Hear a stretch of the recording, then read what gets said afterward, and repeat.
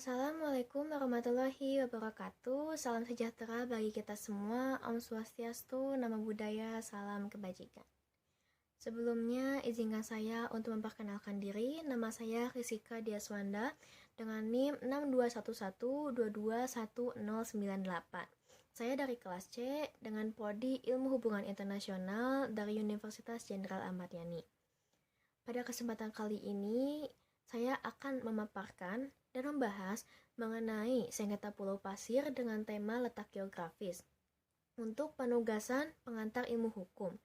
Nah, untuk memaparkan materi ini, saya akan menghadap kepada tembok, tetapi berhubung saya tidak memiliki tembok yang bagus untuk direkam, jadi saya memilih untuk menghadap kepada lemari ini. Jadi, izinkan saya untuk memaparkan pembahasan yang saya siapkan sekarang.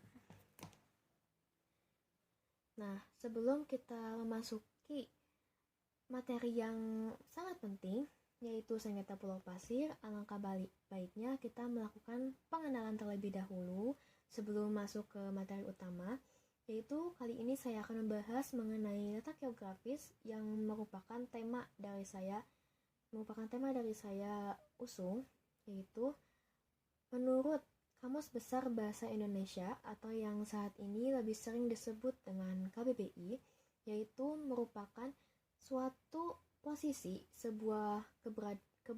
keberadaan sebuah wilayah berdasarkan letak dan bentuk geografisnya. Hal ini sejalan dengan pendapat Meiti Mudikawati, yaitu merupakan ilmuwan geografi yang mengatakan bahwa letak geografis ialah suatu posisi keberadaan sebuah wilayah berdasarkan letak dan bentuk di muka bumi atau letak dan bentuk geografisnya. Nah, setelah saya memaparkan mengenai apa itu letak geografis menurut KBBI dan juga menurut ilmuwan yaitu Meiti Mudikawati, kali ini saya akan membahas mengenai batasan yang secara umum. Nah, kalian pasti sudah mengetahui karena hal ini sudah dijelaskan ketika kalian menduduki bangku SMP atau sekolah menengah atas.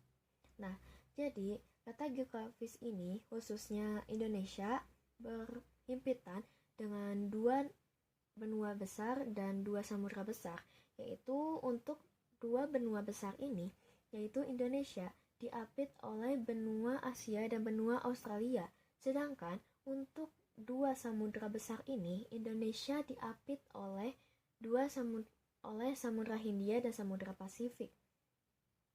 Nah, karena kita sudah mengetahui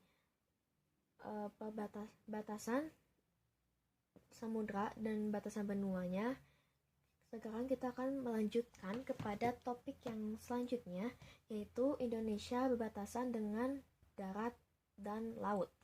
Nah, Indonesia memiliki berbatasan darat dengan 3 negara tetangga, yaitu Malaysia, Timor Leste, dan Papua Nugini. Sedangkan untuk bagian lautnya, Indonesia berbatasan laut dengan 10 negara tetangga, yaitu India, Malaysia, Singapura, Thailand, Vietnam, Filipina, Palau, Australia, Papua Nugini, dan Timor Leste. Dan juga selain 10 negara tetangga itu, Indonesia juga berbatasan dengan Laut Cina Selatan, dan seperti sudah saya katakan sebelumnya, Indonesia juga berbatasan dengan 2 benua besar, yaitu benua Hindia dan dan juga Indonesia berbatasan laut dengan 2 samudra, yaitu Samudra Hindia dan Samudra Pasifik. Nah, setelah kita mengetahui apa saja Indonesia itu berbatasan dengan apa saja, karena ketika kita mengetahui apa Indonesia berbatasan dengan negara apa saja, pastinya kita juga harus mengetahui luas Indonesia itu seberapa sih. Jadi Indonesia itu memiliki luas 5.180.036 km persegi dengan jumlah pulau sebanyak 17.499 pulau. Nah, jadi pulau kita itu kaya dengan sumber daya alamnya. Jadi kita di sini tidak akan kehabisan sumber daya alam ketika kita bijak dalam menggunakan sumber daya tersebut. Nah, ketika saya sudah membahas perbatasan-perbatasan negara Indonesia, selanjutnya saya akan membahas mengenai letak astronomis dan letak geografis Indonesia itu sendiri. Nah, Indonesia ini memiliki letak astronomis di 6 derajat lintang utara sampai 11 derajat lintang selatan dan 95 derajat pojok timur sampai 114 derajat pojok timur. Dan Indonesia juga memiliki batas geografis, yaitu seperti yang telah saya sebutkan tadi sebelumnya, yaitu Indonesia berbatasan dengan 2 benua besar, yaitu benua Asia dan benua Australia.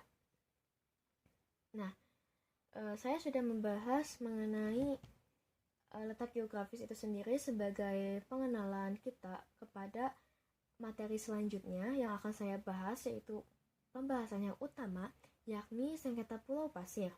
Nah, sebelumnya karena sengketa Pulau Pasir ini merupakan sejarah dan isu yang pernah terjadi di tahun-tahun sebelumnya, tetapi saya akan memaparkan sedikitnya sepemahaman saya mengenai isu sengketa pasir yang pernah terjadi ini.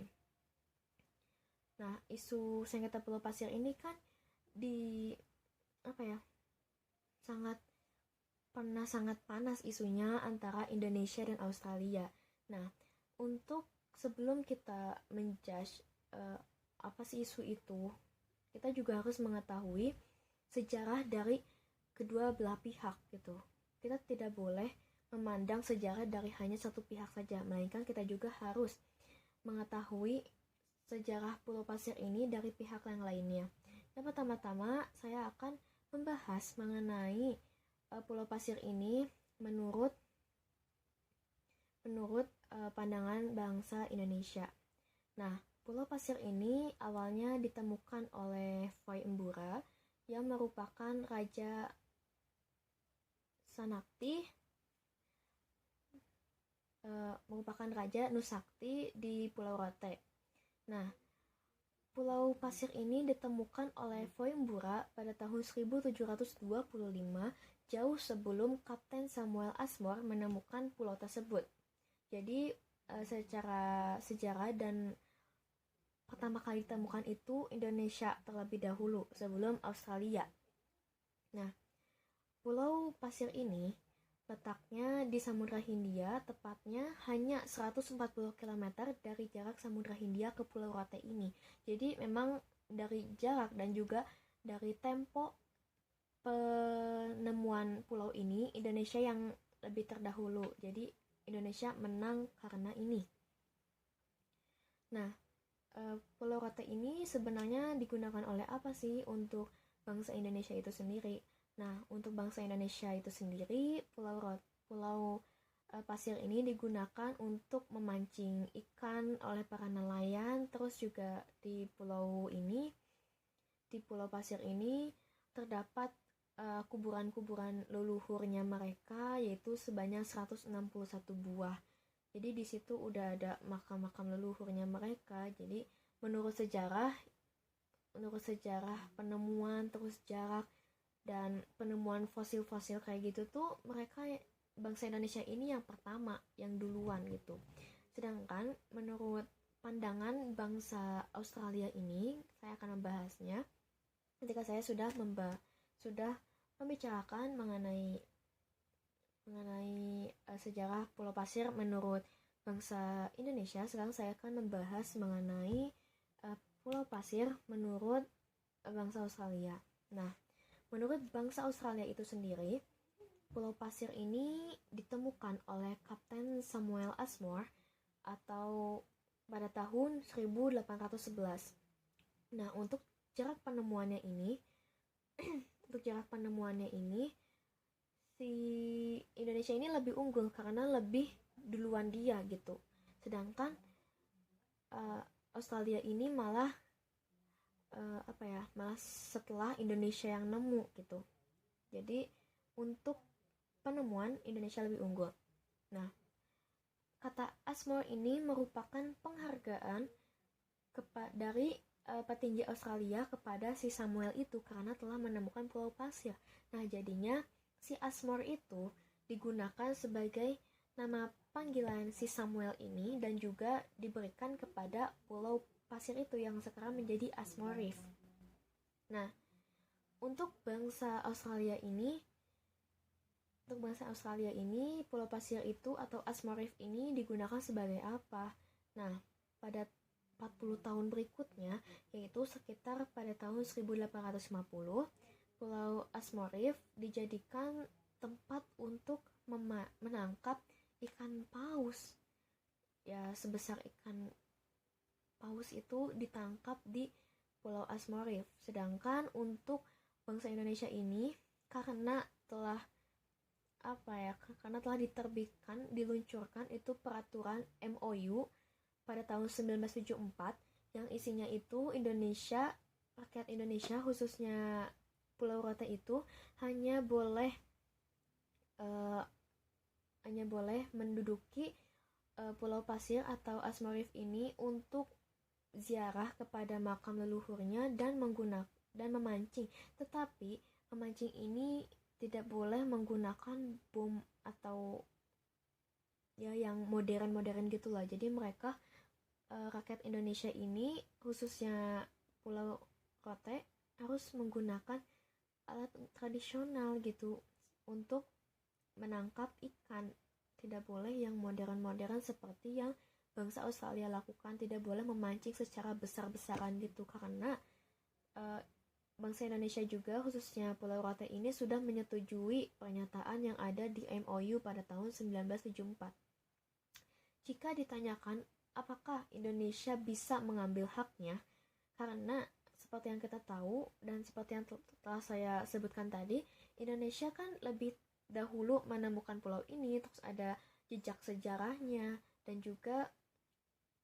ada jejak sejarahnya ini, apakah bisa kita mengambil alih pulau pasir itu?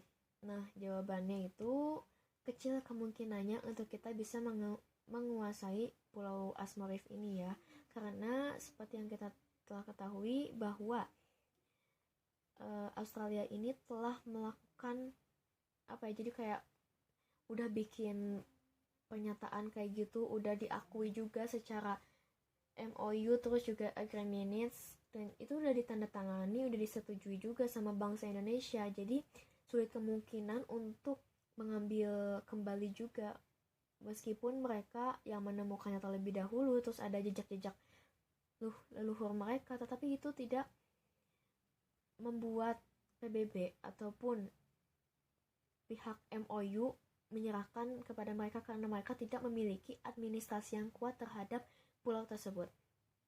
Nah, segitu saja yang sudah saya sampaikan kepada pendengar. Apabila kata-kata saya memiliki kesalahan atau kurang mengenakan buat pendengar, saya mohon maaf atas nama saya sendiri.